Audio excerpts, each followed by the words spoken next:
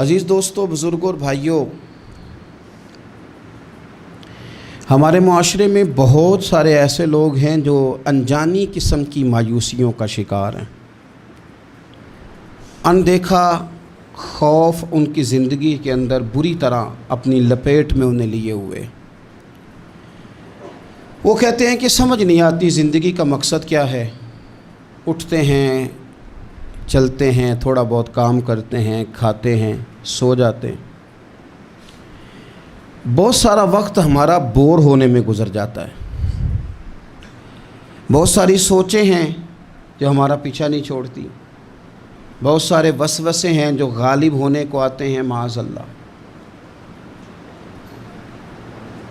وہ لوگ کہتے ہیں کہ دن چڑھ جاتا ہے، رات ہو جاتی ہے، زندگی اسی طرح ہماری بیت رہی ہے۔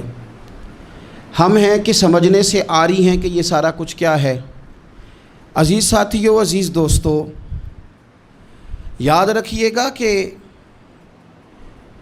اللہ تبارک و تعالیٰ نے نا انسان کو جو پیدا کیا ہے تو بڑا ہی بامقصد پیدا فرمایا۔ اب کوئی اپنے مقصد کو بھول جائے اور جان بوجھ کر ان چیزوں میں الجھ جائے جو اسے مقصد سے بھی دور لے جائیں اور اس کا دینی، ایمانی، روحانی نقصان بھی کریں، تو پھر بہت سارے گڑھے ایسے ہیں جو ہم نے خود اپنے لیے تیار کر لیے۔ اللہ تبارک و تعالیٰ نے قرآن مجید کے اندر ارشاد فرمایا، جو آیت کا انداز ہے اور قرآن مجید کا جو سمجھانے کا طریقہ ہے، اگر اسی پر آپ غور کر لیں سادے ترجمے پر ہی، آیات کا پس منظر تو یہی بتا رہا ہے کہ کفار کو سمجھایا جا رہا ہے، پر یہ کہ قرآن تربیت تو ہماری کرتا ہے نا۔ اس عنوان پہ جو ہمارے لیے قرآن مجید نے انمول موتی دیے ہیں ان پر بھی تو غور کرے نا۔ رب فرماتا ہے افحسبتم انما خلقناکم عبثا، کیا تم نے یہ سمجھ لیا ہے کہ ہم نے تمہیں بیکار پیدا کیا ہے؟ وانکم الینا لا ترجعون، اور یہ کہ تمہیں ہماری طرف لوٹ کر نہیں آنا۔ کیا تم نے سمجھا ہے بیکار ہے تمہارا پیدا ہونا، بڑا ہونا، مشکلوں سے ماں باپ کا تمہیں پالنا، یہ سارا کچھ ایسے ہی ہے؟ یہ تو اس مالک نے تمہیں بنایا ہے جو ساری حکمتوں کو جاننے والا ہے، جس کا علم، جس کی قدرت، جس کی حکمت ہر چیز کا احاطہ کیے ہوئے، اس نے تمہیں بنایا۔ تم جب اپنا مقصد ہی بھول گئے، مقصد کیا تھا؟ وما خلقت الجن والانس الا لیعبدون، رب فرماتے ہیں جن اور انسان میں نے اپنی عبادت کے لیے پیدا فرمائے۔ ہمارے اوقات تیزی سے ضائع ہو رہے ہیں، تیزی سے، اور ہم انجانی قسم کی اور نہ چاہنے والی مصروفیات کا شکار ہیں، اور پتہ نہیں ہم کہاں جانا چاہ رہے ہیں، کہاں کھڑے ہونا چاہ رہے ہیں، کہاں رکنا، کہاں رہنا چاہ رہے ہیں۔ میرے رسول پاک صلی اللہ تعالیٰ علیہ وسلم کے غلاموں، ہمارے ہاں نا کچھ لوگ ایسے ہیں جن کے پاس کچھ چیزیں ہیں، کچھ چیزیں نہیں ہیں۔ کچھ لوگوں کے پاس مال ہے، کچھ کے پاس نہیں ہے۔ کچھ لوگ ایسے ہیں جن کے پاس کوئی عہدہ ہے، کوئی طاقت ہے، کوئی دنیاوی منصب ہے، کچھ کے پاس نہیں ہے۔ لیکن وقت ایک ایسی قیمتی چیز ہے جو سب لوگوں کے پاس موجود ہے۔ اب شرط یہ ہے کہ اس کو صحیح کر کے ترتیب دیا جائے، اپنے اوقات کو فارغ نہ گزارا جائے۔ مجھے بھی ایک دن ایک دوست نے کہا تھا کہ میں بور بہت ہوتا ہوں، تو میں نے کہا یار شاید ہم بھی ہوتے ہوں، لیکن اب بور ہونے کا وقت بچا کوئی نہیں زندگی میں۔ اب اتنا ٹائم نہیں ہے کہ بور ہوا جائے، کسی نہ کسی کام بندہ لگا رہے، تو پھر ایسا محسوس ہوتا ہے کہ بور ہونے کے لیے کوئی گنجائش ہی زندگی میں باقی نہیں بچی۔ اگر آپ چیزوں کو مینج ہی نہیں کرتے، ہمارا وقت کیسے گزرتا ہے بھلا؟ جو چیز ہم سب سے زیادہ ضائع کر آئے ہیں زندگی میں پیچھے اور کر رہے ہیں وہ وقت ہے۔ اسے ہم بڑا قیمتی بنا سکتے تھے، ہیرے موتی سے زیادہ قیمتی وقت کے لمحات تھے جو ہم نے بڑی بے دردی سے ضائع کیے، بڑی بے دردی سے۔ کہاں کہاں ضائع ہو رہا ہے؟ ہوٹلوں میں، قہوہ خانوں میں، گپوں میں، غیبتوں میں، چغلیوں میں، دوسروں کو نیچا دکھانے میں، سازشیں کرنے میں۔ ہمارے ہاں لوگ سازشوں میں وقت ضائع کرتے ہیں، ہمارے ہاں لوگ موبائلوں پہ وقت ضائع کرتے ہیں، فضول قسم کی ہماری ابحاث ہے جن میں وقت ضائع ہوتا ہے۔ اس ضائع ہونے والے وقت نے ہم سے ہمارا بڑا کچھ چھینا ہے۔ ہمیں بڑی ناکامیوں پہ لا کھڑا کیا. وہ ناکامیاں ہم دوسروں کے اوپر تو ڈالنے کو تیار ہو جاتے ہیں, اس کا الزام تو مختلف جگہ پہ دھر دیتے ہیں, پر یہ ماننے کو تیار نہیں ہوتے کہ ہم نے زندگی میں وقت بڑا ضائع کیا. میرے رسول کائنات سرور کائنات صلی اللہ علیہ وسلم نے فرمایا 2 نعمتیں ایسی ہیں جن کے بارے میں بہت سارے لوگ دھوکے میں. یا رسول اللہ صلی اللہ علیہ وسلم کون کون سی؟ فرمایا ایک صحت اور دوسری فرصت. یہ نعمتیں ہیں تیرے پاس. اگر تو تندرست ہے بہت بڑی نعمت تیرے پاس, اور اگر تیرے پاس فراغت ہے تو سمجھ لیں رب نے موقع دیا ہے قرآن پاک پڑھنے کا, اللہ نے موقع دیا ہے درود و سلام پڑھنے کا, رب نے موقع دیا ہے تجھے خیر کرنے کا, اللہ نے موقع دیا ہے کثرت سے سجدے کرنے کا, مالک نے تجھے موقع دیا ہے اپنی بارگاہ میں جھکنے کا, اللہ نے موقع دیا ہے دعائیں مانگنے کا, نوافل پڑھنے کا, اذکار کرنے کا, تسبیحات پڑھنے کا, لیکن ہم نے ضائع کر دیا ٹائم کو. حکیم الامت مفتی احمد یار خان صاحب نعیمی رحمۃ اللہ علیہ, انہوں نے قرآن مجید کے ایک پارے کی تفسیر لکھی ہے تو ایک پوری جلد بن گئی ہے تفسیر کی. ہر پارے کی ایک جلد ہے. 8 جلدوں میں انہوں نے حدیث پاک کی شرح لکھی ہے. ساری زندگی دین کی خدمت کی. کس طرح کر لی؟ اس لیے کہ چیزوں کو انہوں نے طے کر لیا تھا. وہ 1 بجے خطبہ جمعہ کا آغاز کرتے تھے تو جب وہ سپیکر میں الحمدللہ کہتے تھے نا تو لوگ اپنی گھڑیاں ٹھیک کرتے تھے کہ لو بھی 1 بج گیا ہے. یہ ترتیب دیا ہمارے بزرگوں نے, ٹائم مرتب کی چیزیں. مفتی صاحب گزر گئے, ہو گیا ٹائم, تو کہتے ہیں کبھی گھڑی منگوا کے بھی دیکھتے تو واقعی 4:45 ہوئے ہوتے. طے شدہ زندگی گزاری, اس لیے ان کے وقت میں برکت تھی. انہوں نے پڑھا بھی لیا, لکھ بھی لیا, اور انہوں نے ہزاروں صفحات لکھے, خدمت بھی کی, اور وہ سرخرو ہو کر رب رسول کی بارگاہ میں حاضر بھی ہو گئے. میرے رسول پاک صلی اللہ تعالیٰ علیہ وسلم ارشاد فرماتے ہیں, یہ حدیث امام بہقی نے لکھی ہے, حضور فرماتے ہیں کہ جب روزانہ سورج طلوع ہوتا ہے نا تو اس دن وہ دن اعلان کرتا ہے, وہ دن اعلان کرتا ہے کہ اگر کوئی کام کرنا ہے تو کر لو, میں آج آیا ہوں, آج کے بعد نہیں آؤں گا. آج کا کام آج کر لو, میں کل نہیں آؤں گا. جو دن آج آیا ہے یہ قیامت تک بھائی دوبارہ نہیں آئے گا.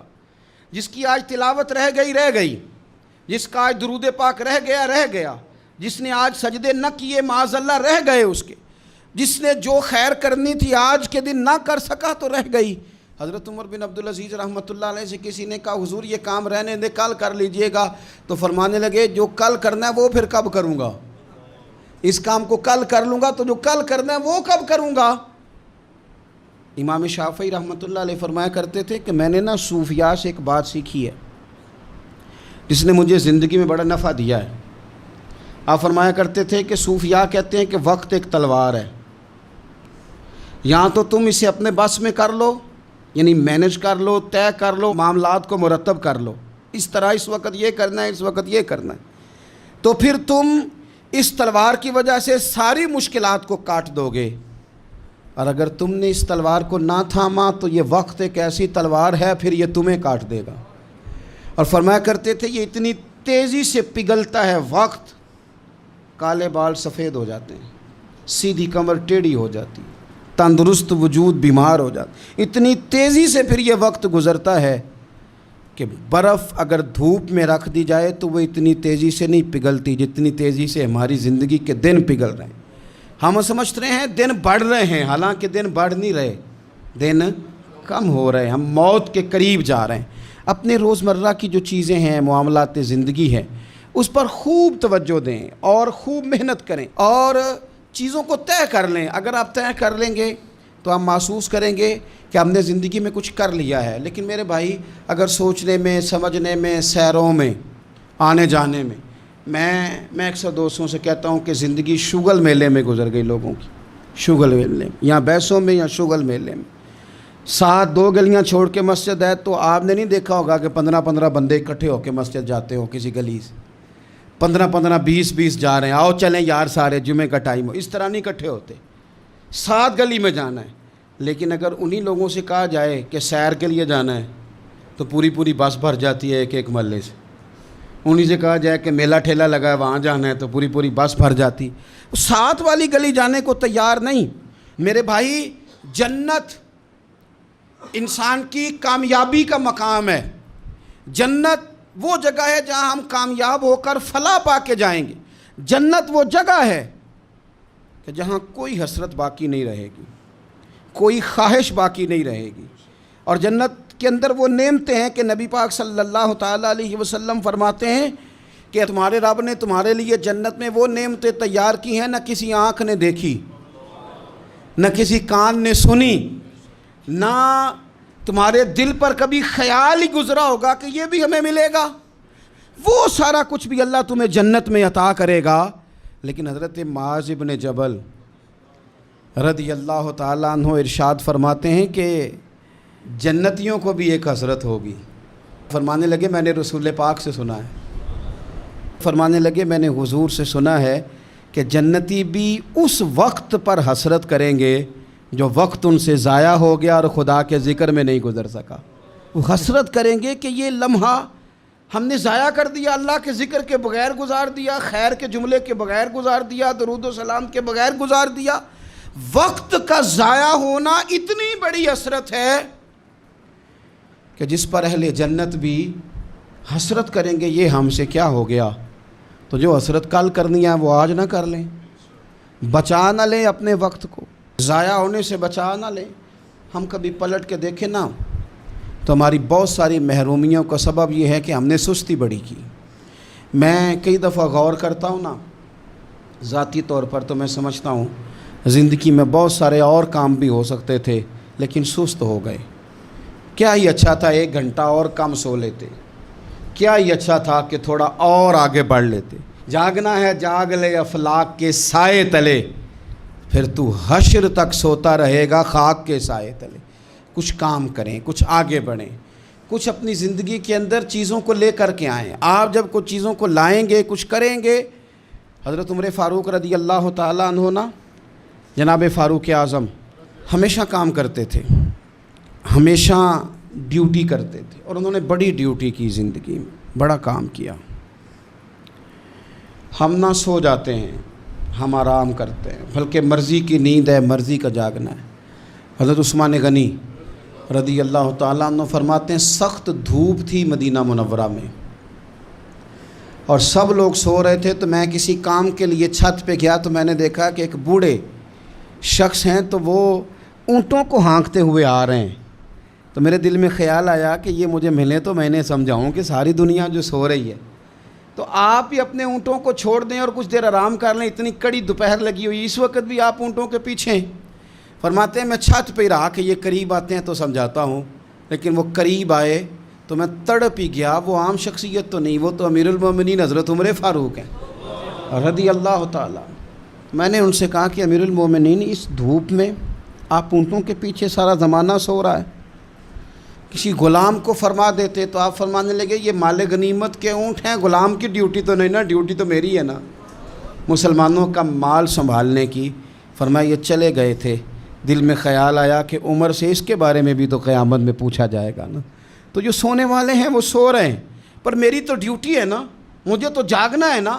اعلیٰ حضرت فاضل بریلوی رحمۃ اللہ علیہ فرماتے ہیں سونا جنگل رات اندھیری، چھائی بدلی کالی ہے، سونے والوں جاگتے رہنا، کیونکہ چوروں کی رکھوالی ہے۔ سونے والوں، ایک تو سونے سے یہ مراد ہے نا، اور ایک سونے سے مراد سونا ہے جو بڑا قیمتی ہوتا ہے۔ سونے والوں جاگتے رہنا، چوروں کی رکھوالی ہے۔ حضرت معاویہ بن خدیج رضی اللہ تعالیٰ عنہ ایک صحابی ہیں، وہ فرماتے ہیں کہ میں اسکندریہ کی فتح ہوئی تو میری خواہش ہوئی جناب عمر کو جا کے خوشخبری سناؤں، لیکن جس وقت میں مدینہ شریف پہنچا نا تو سب لوگ دوپہر کا آرام کر رہے تھے۔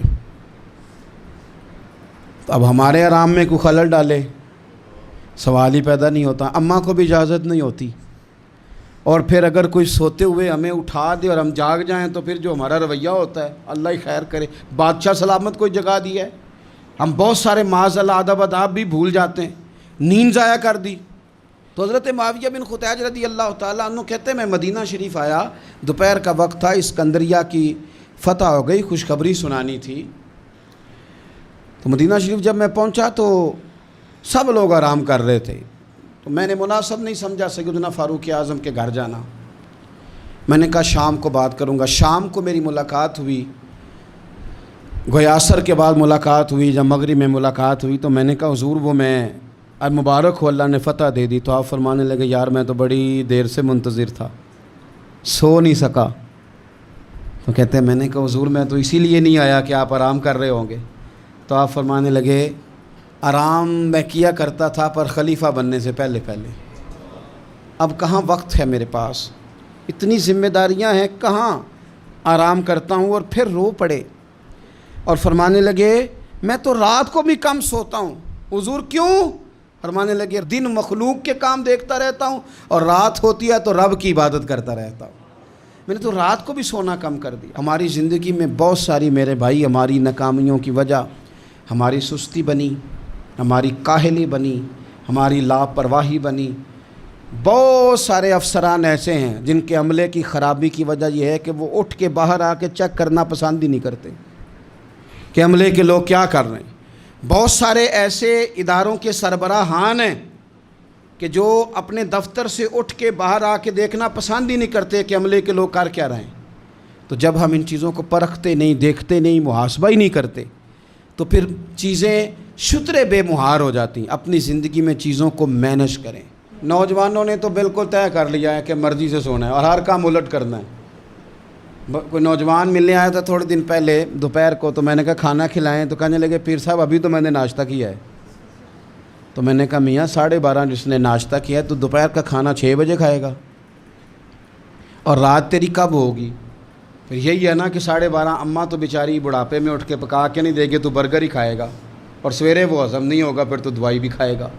جب آپ فطرت کے خلاف چلتے ہیں، رات رب نے سونے کے لیے بنائی اور دن جاگنے کے لیے، تو جب الٹ کرو گے جوانوں تو صحت پر بھی اس کا اثر پڑے گا۔ دن کی جو نیند ہوتی ہے وہ سستی پیدا کرتی ہے، اور رات کی نیند آپ کی تھکاوٹیں دور کرتی ہے۔ تو جس چیز نے آپ کو سست کرنا ہے اس پر توجہ زیادہ ہے، اور جس چیز نے آپ کو طاقتور کرنا ہے اس پر آپ کی توجہ نہیں۔ وقت پر رات کو سونا اور کچھ نہ کچھ کرتے رہنا۔ میری بزرگوں سے بھی گزارش ہے کہ ریٹائرمنٹ کی زندگی اور جوانوں سے بہت زیادہ امیدیں لگا لینا اور کمزور پڑ جانا، یہ بھی چیزیں انسان کے لیے مشکل پیدا کرتی ہیں۔ کیوں ریٹائر ہوں؟ کبھی تلاوت سے بھی بندہ ریٹائر ہوا ہے، کبھی درود و سلام پڑھنے سے بھی بندہ ریٹائر ہوا ہے، کبھی معاذ اللہ کثرت نفل سے بھی بندہ، نوافل سے بھی بندہ ریٹائر ہوا ہے۔ اللہ اللہ کریں، کچھ کام کریں۔ حضرت امام قاضی ابو یوسف رحمۃ اللہ علیہ، آپ پہلے قاضی القضاء ہیں امت کے۔ امام اعظم ابو حنیفہ رحمۃ اللہ علیہ کے آپ شاگرد ہیں، چیف جسٹس بنایا تھا ہارون رشید نے آپ کو۔ ساری زندگی علم پڑھنے میں، علم پڑھانے میں گزری۔ وہ جو نبی پاک صلی اللہ علیہ وسلم کا فرمان ہے نا، ہمیشہ سیکھنے کا، طلب کرنے کا، اس پر بڑے شوق سے عمل کیا۔ آخری وقت آیا تو بڑے بیمار ہو گئے تھے۔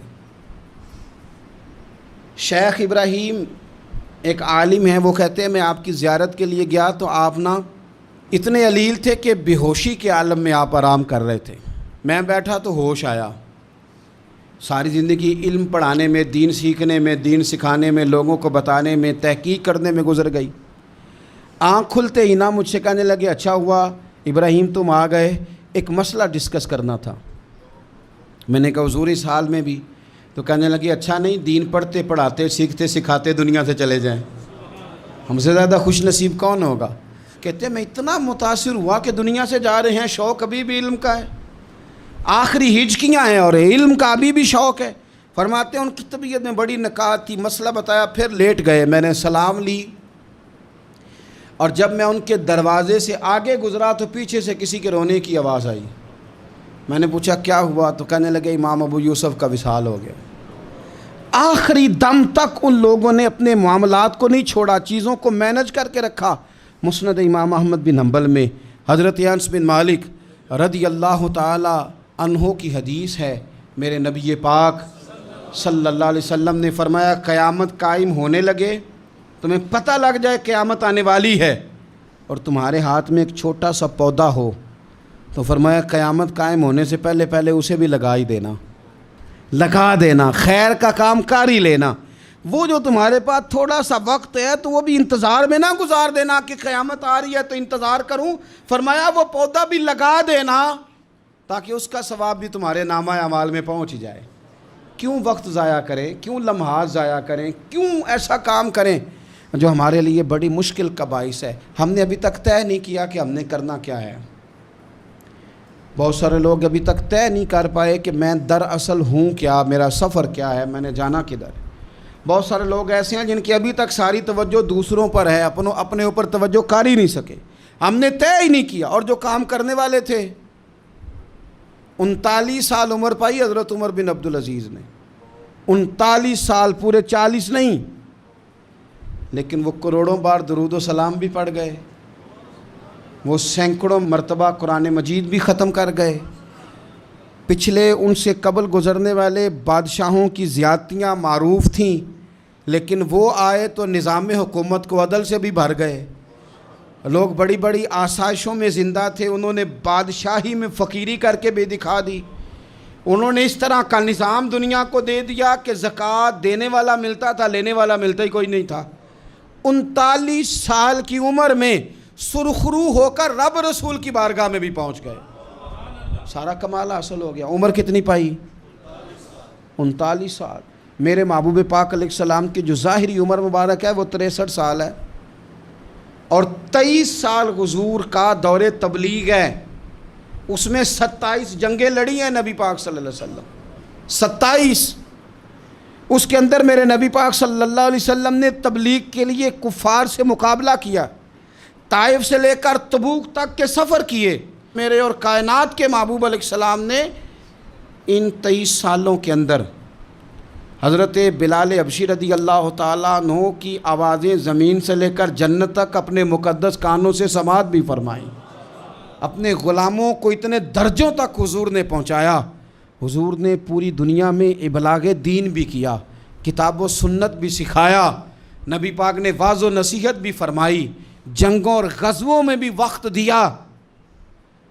کفار کے ساتھ جہاں معاہدے کرنے تھے وہ معاہدات بھی حضور نے کیے، لیکن یہ ساری چیزوں کے باوجود اپنی ازواج کو بھی وقت دیا، ان کی خوشیاں انہیں فراہم بھی کیں۔ ان ساری چیزوں کے باوجود میرے محبوب نے سیدہ فاطمہ سے، سیدہ رقیہ سے، سیدہ ام کلثوم سے، بڑی سب سے صاحبزادی سیدہ زینب، ان سب سے محبت بھی فرما لی۔ اور ان 23 سالوں میں حضور کے کنوں پہ امام حسن بھی کھیلے اور گود میں امام حسین بھی کھیلے۔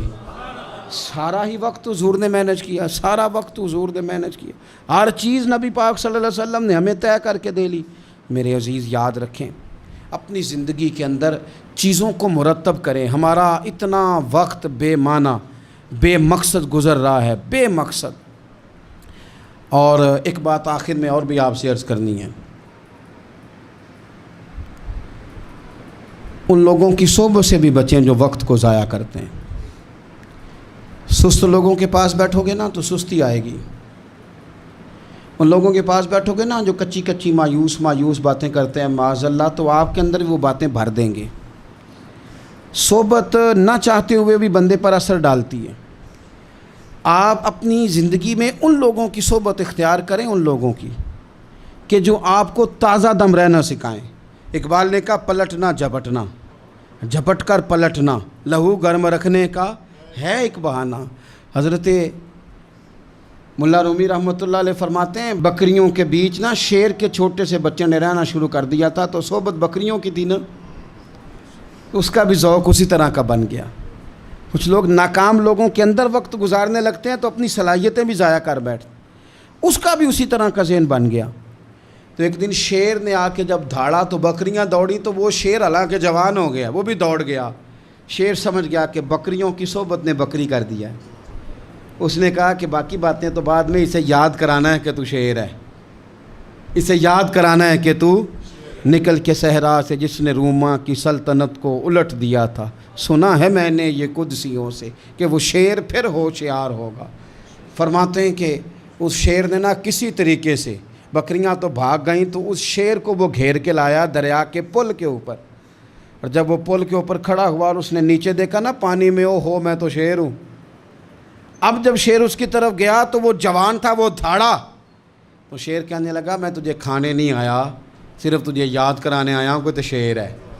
یہ تو بکریوں کی صحبت نے تیرا حال برا. اقبال کہتے ہیں پلٹنا جھپٹنا، جھپٹ کر پلٹنا، یہ تو لہو گرم رکھنے کا ہے ایک بہانہ. حضرت عبداللہ ابن مسعود رضی اللہ تعالیٰ عنہ ارشاد فرماتے ہیں کہ بے شک مجھے بیکار اور فارغ رہنے والے شخص سے نفرت ہے، اور اس شخص سے میں ہمیشہ بچتا ہوں جو نہ کوئی دنیا کا کام کر رہا ہو نہ آخرت کا کر رہا ہو. بیکار بیٹھا ہے، اس نے اپنے آپ کو زنگ لگا دیا. میں اس شخص سے ہمیشہ بچتا ہوں، دور رہتا ہوں، بری ہوں ایسے بندے سے، میں نہیں قریب جاتا. حضرت عبداللہ ابن مسعود فرماتے ہیں کہ بچو ایسے لوگوں سے کہ جنہوں نے خود بھی ایک ناکام زندگی گزار رہے ہیں وہ، اور تمہیں بھی وہ وہی رغبت دیں گے. ایسے لوگوں کی صحبت میں بیٹھیں، ایسے لوگوں کی صحبت میں کہ جو آپ کو چست کریں، جو آپ کو بتائیں کہ وقت ضائع نہیں کرتے بلکہ وقت کے ہیرے بڑے قیمتی ہیں، انہیں ہمیشہ سجا کے رکھتے ہیں. اللہ کریم ہمیں سمجھنے کی توفیق عطا فرمائے.